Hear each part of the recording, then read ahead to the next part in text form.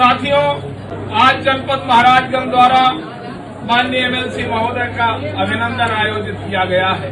जिनके जीवन का ये उद्देश्य हो, जिन्होंने अपना जीवन पीड़ितों की सेवा के लिए समर्पित कर दिया हो, जिन्होंने हमारी समस्याओं के लिए ना दिन देखा ना रात देखा, अपने शरीर की परवाह नहीं की, जिनके हाथ और पैर दुर्घटना में टूटे हुए थे, लेकिन जब 1 सितंबर 2025 को सुप्रीम कोर्ट का फैसला आता है कि उत्तर प्रदेश ही नहीं देश के सभी शिक्षक अगर टेट उत्तीर्ण नहीं है तो उन्हें बाहर का रास्ता दिखा दिया जाएगा, हम लोग कुछ सोचते कि इस वज्रपात का हम कैसे सामना करें।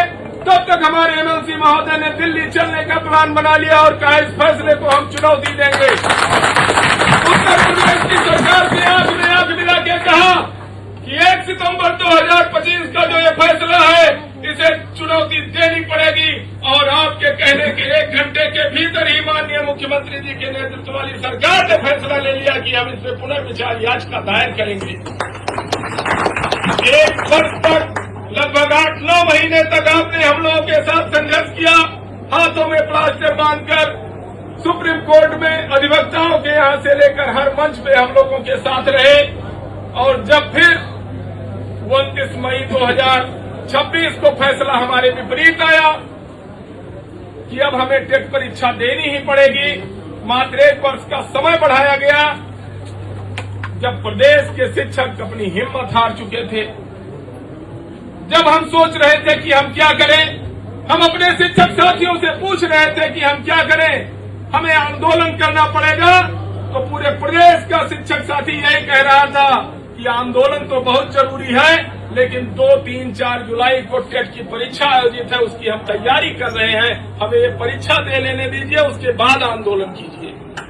केवल एक बात पूरे प्रदेश से आ रही थी, माननीय एमएलसी महोदय ने हम सब के साथ मिलकर विचार किया कि जब आंदोलन के बजाय आज का शिक्षक परीक्षा ही देना चाहता है तो क्यों न हम इस परीक्षा को इन्हीं शिक्षकों के अनुरूप करा दें।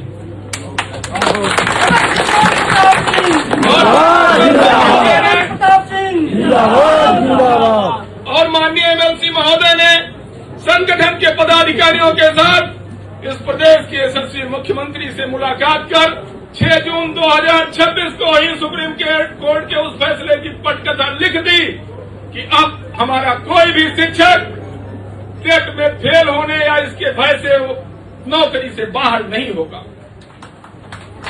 हम लोग सोशल मीडिया का जमाना है, आप सभी जानते हैं, इस प्रदेश के माननीय मुख्यमंत्री जी ने माननीय एमएलसी महोदय के नेतृत्व में मिलने गए संगठन के प्रतिनिधिमंडल को आश्वस्त किया कि आप सब जैसा चाहते हैं हम सुप्रीम कोर्ट के आदेश के अनुपालन में वैसा ही करेंगे। और एक चीज आपको भरोसा दिलाते हैं कि कोई भी शिक्षक इस टेट के कारण परीक्षा देने न देने के कारण नौकरी से बाहर नहीं होगा। क्या क्या बातें बताऊं, तमाम बातें होती हैं, तमाम विरोधी भी होते हैं जो हम लोगों की सफलता को बचा नहीं पाते हैं। तमाम कमेंट होने लगे कि विशेष टेट कैसे होगा, लोग कैसे पास होंगे, तमाम तो अफवाह उड़ा के AI से ले आए कि पंजाब हाई कोर्ट ने रोक भी दिया है। लेकिन मैं बताना चाहता हूं, जब टेट का शासनादेश 16 तारीख को जारी हो गया और उसके बाद दूसरा शासनादेश भी आयोग को चला गया, अभी आयोग ने निर्णय किया और अपनी सारी तैयारियां पूरी करते हुए टेट परीक्षा संपन्न कैसे विशेष टेट कराई जाए और कैसे हमारे शिक्षकों की सेवा सुरक्षित रहे, इसके लिए जो कार्य योजना बना ली उसके बाद सबके मुंह पे ताले लग गए।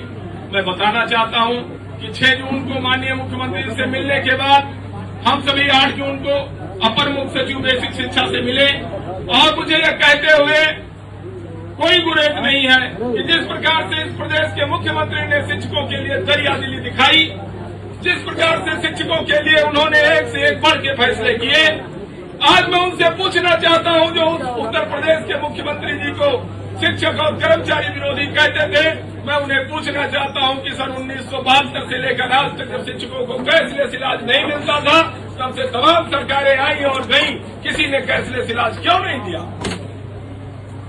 आज प्रदेश के एक संत मुख्यमंत्री ने माननीय एमएलसी महोदय के नेतृत्व में अगर शिक्षकों को कैशलेस इलाज दिया शिक्षकों को सामाजिक सुरक्षा की गारंटी दी। अगर स्टेट बैंक के साथ MOU करके 1.5 करोड़ का बीमा और 10 लाख नेचुरल डेथ पे देने का ऐलान किया तो उन्होंने शिक्षकों के साथ क्या गलत किया? मैं पूछना चाहता हूं कि जो भी हमारी समस्याएं आती हैं, नौकरी जाने के भय से लोग बोल नहीं रहे थे, उनके लिए उन्होंने विशेष टेट का आयोजन करा के एक भरोसा दिया कि एक भी शिक्षक नौकरी से बाहर नहीं होगा। चाहे आप देखिए, जो बता रहा था 8 तारीख को, जब 8 जून को मैं अपर मुख्य सचिव बेसिक शिक्षा से मिला और उन्होंने पूछा कि आप लोग चाहते क्या है, हमने कहा कि हम लोग अपने जमाने में पढ़ने में टॉपर थे, लेकिन शिक्षा अनवरत अभ्यास का विषय है।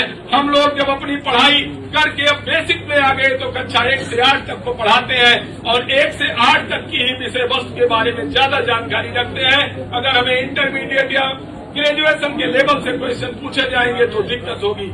उन्होंने स्पष्ट कहा कि आप जो पढ़ाते हैं उसी में से आएगा और CM ऑफिस से निर्देश है कि कोई भी शिक्षक टेट परीक्षा के कारण बाहर नहीं होगा, आप निश्चिंत होकर जाइए। और उन्होंने यह भी आश्वासन दिया कि तमाम साथी तो इसी 2, 3, 4 जुलाई वाली परीक्षा में ही पास हो जाएंगे। और जो मुस्कुरा के उन्होंने कहा था, आप अपने आस पड़ोस बैठे और परीक्षा देने वाले लोगों से पूछ लीजिए कि जो भी परीक्षा दे के आया है, जो कहा जाता है बिन पग चले सुने बिन गाना, जो बिना पढ़े गए थे वो भी पास हो गए। तो बस संगठन पे भरोसा रखिए, संगठन को मजबूत बनाइए।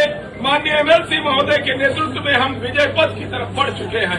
हमारा कारवां रुकने वाला नहीं है। हम बताना चाहते हैं कि जो समस्याओं का अंबार लगा था, उन समस्याओं से एक एक कर लड़ रहे हैं। उन समस्याओं के बारे में क्या कहूं, 17,140 सभी संगठनों के पैड पर छपकर वो मुद्दे बनते थे, शोभा बढ़ाते थे।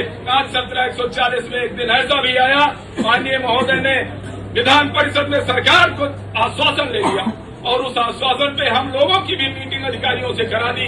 1 महीने के अंदर हम निर्णायक दिशा में बढ़ चुके हैं। डिटेल में MLC साहब बताएंगे आपको।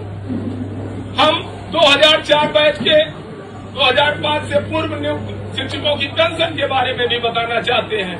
कई बार हम लोगों की सार्थक वार्ता हुई है। माध्यमिक शिक्षा में जो विषय विशेषज्ञ हैं, उनके पेंशन का शासनादेश जारी हुआ था। वित्त विभाग ने ऐसा कोई उसमें अड़ंगा लगाया हुआ है जिस कारण वो फाइनल नहीं हुआ और जब तक वो फाइनल नहीं होगा तब तक 2004 का शासनादेश जारी होने वाला नहीं है। यद्यपि सरकार इस पे गंभीर है, सकारात्मक है, लेकिन अभी कुछ दिन आप सबको इंतजार करना होगा।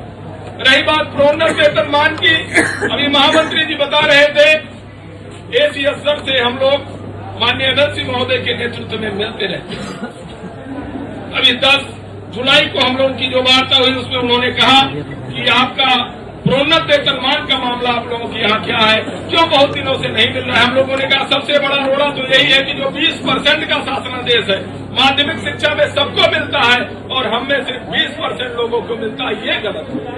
उन्होंने कहा कि हम जल्दी इस पर प्रयास करेंगे कि हमारे बेसिक में भी सभी शिक्षकों को 100% प्रोन्नत वेतनमान मिले और इस पर कार्यवृत्ति बनकर जा चुकी है। आप लोगों ने सोशल मीडिया के माध्यम से देखा होगा। जल्द ही आपको प्रोन्नत वेतनमान के बारे में भी खुशखबरी मिलेगी।